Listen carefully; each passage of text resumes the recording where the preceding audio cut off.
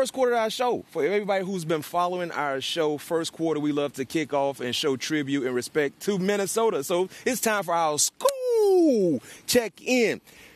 Big-time news coming from Minnesota. Remember last week, Pat P., when we did our show, we thought Harbaugh might be the guy that will be the next head coach replacing Coach Zimmer. But no. He interviewed. They didn't give him an opportunity to become the head coach. They decided to go with Kevin OConnell. Now, Kevin is the offensive coordinator for the Los Angeles Rams. He will assume that new role with Minnesota when the Super Bowl is over. But, Pat P., how surprised? What was your reaction when you heard Harbaugh wasn't getting the job and the team was going with Kevin OConnell as the next head coach? My first reaction was, what happened? What went down? Because all the fingers was pretty much pointing to, Jim landing the job in Minnesota. So, the first thoughts that came to my mind is what happened, with the interviewing process. What they did not like, because like we talked about, he's the most qualified coach, that was in position, to be the next head coach. But obviously they end up going in a different direction. Which I think, that's pretty much what every team is doing nowadays, going young, offensive-minded, guys that have a great relationship with younger players, that can relate to younger players, that can get the best out of them, because the old way is kind of, I won't say it's ran out, but old way is not it anymore. So these owners, and they try to make sure that they get coaches that can relate to these young players. And you talked about going with an offensive-minded coach last week. We both agreed. We felt like they would go a different direction than when they brought on Mike Zimmer, who is a defensive-minded coach. Why were you so confident that the team would definitely go offensive-minded in regards to who the new head coach would be? Adam had an opportunity to talk about that meeting that he was in with the ownership. I so happened to be in that meeting as well. And I kind of had a feeling that, that's the route that they wanted to go. Break down the meeting you're talking about, because, of course, you informed me about that meeting, but share with our viewers the actual meeting that you're referring to in regards about the next head coach. Yeah, it was just a meeting with, all the captains, all the guys, leadership. And, Mark just wanted to know, what avenue, just wanted to get our thoughts on, what could we do to make this, put it all into the basket right now? Like, what are some of the things that you guys think that can help, that you think that can make us a better football team?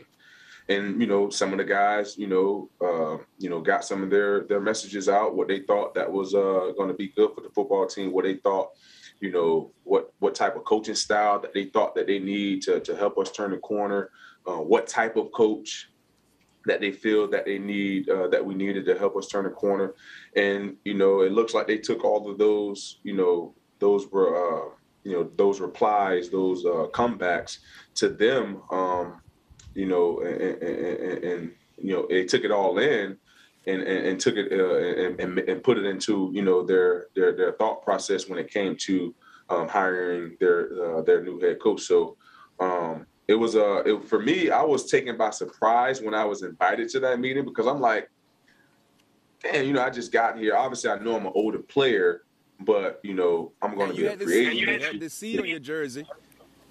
Yeah. So, but at the same time, like, it's still like when you that player, is no guarantees for me next year. So it's like, exactly, why would you be in that meeting? You know what I mean? So it was a surprise for me, but at the same time, I looked at it as, as like respect, they know what they have in the building, so they want to, they respect what they have in me. And when I told my wife about it, I was like, that was pretty cool for them to involve me in that meeting. And it was pretty special.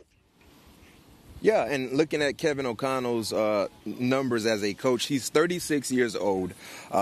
very, very young, vibrant individual. Second season as the Rams offensive coordinator. He has 7 seasons of NFL coaching experience. He actually played the National Football League. He was a third-round draft pick, Pat P. I don't know if you were aware of this, by the New England Patriots in 2008. He played 1 season. Coaches that he's worked under include Sean McVay, Jay Gruden, Chip Kelly, and Mike Pettin. So he's been around the block, been around some established coaches. And clearly he's done a real good job offensively with the Rams. And if you look at, guys that I mentioned that he's worked under, successful coaches, clearly highlighted by Sean McVay. You know what I mean? So everyone is trying to get the next best thing offensively, and he's coming from that Sean McVay tree. You look at some other hot young coaches that have become head coaches as of late in the National Football League. Matt LaFleur, looking at the job he's done offensively with the Green Bay Packers. He's an offensive-minded head coach. Zach Taylor, currently coaching in the Super Bowl, offensive-minded head coach. So everyone is looking for the next great young offensive-minded guy, and hopefully the Minnesota Vikings has found that next guy. Last question for you before we transition to break, Pat P. Hiring Kevin OConnell, how do you believe that will impact Kirk Cousins for 2022?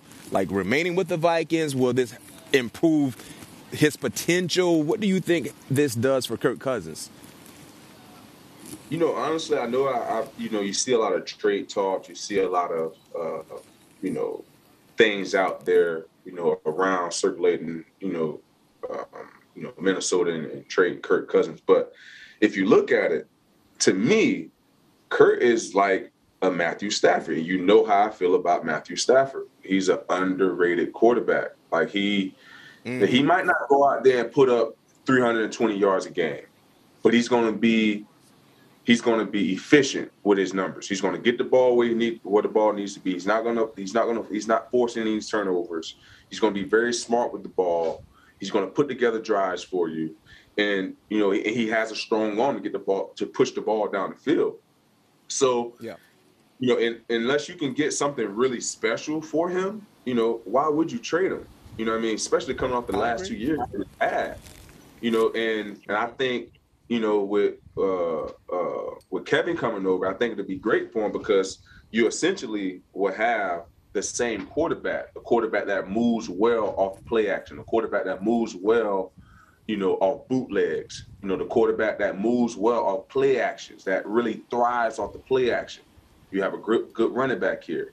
Everything is in place for him. So I think, honestly, you see where it goes the first year. I don't know Kirk's contract situation, but you see how it goes the first year. Then you go from there. But in my opinion, I don't think he should be traded unless you can get something spectacular for him. I'm right there with you. If you can't bring back in an elite-like guy at the quarterback position, ride with Captain Kirk. Kevin OConnell clearly took this job under the assumption that Kirk Cousins would be his quarterback. So I think he is okay with that, and just make it happen. Offensively, this is a well-rounded, established group. 2 outstanding number 1 wide receivers. Cook, outstanding running back. Hopefully, good tight end Irv Smith Jr., who missed basically the whole year.